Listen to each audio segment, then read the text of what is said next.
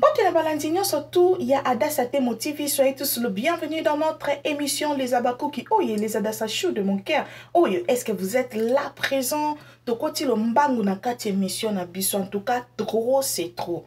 Bo sauter ba pibité, bo s'abonner. Tokota lo mbangu na sije na biso. Yalelo. Bande konanga makambo ezo komela domaze. Eza makambo esala melaka basi ebele awa na poto. Armand ngaza bongo aza genre ya mibali o bazalaka ba gigolo tout à fait. Donc alanda basi ka pona intérêt. Azaka na mama bana na ye ba souffrir ba vanda kana ye. Ayebisi mama bana ni balongwa na mboko bazalaki, mama bana ni akende na mboka mususu.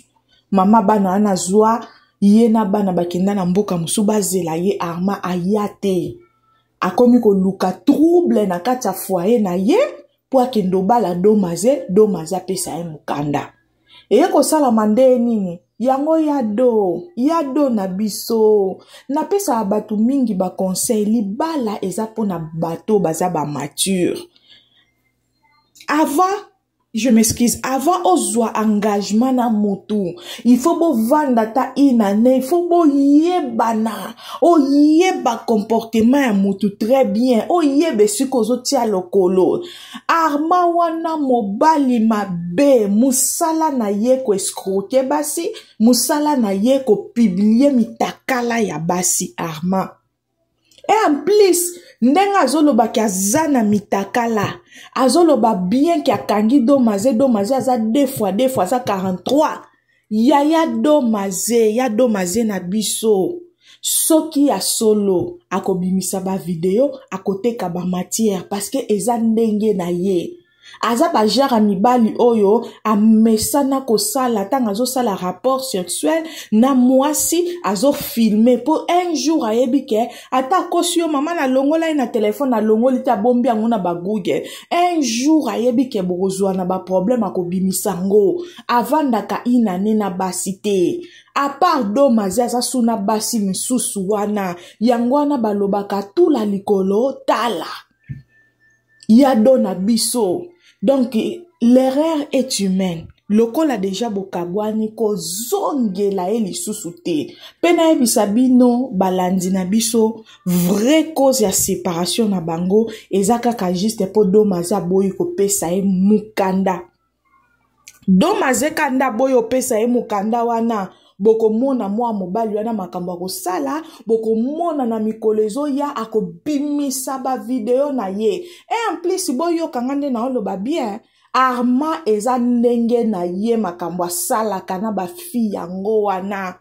Tangu to mona libala domaze na Armand, to kanisa ki peut-être azui mature, to kanisa ki peut-être a changé, to kanisa peut-être maturité et change akamutu. Menzo kanda banda ko ya déjà na ba projet ya destruction na kati ya vie ya domaze.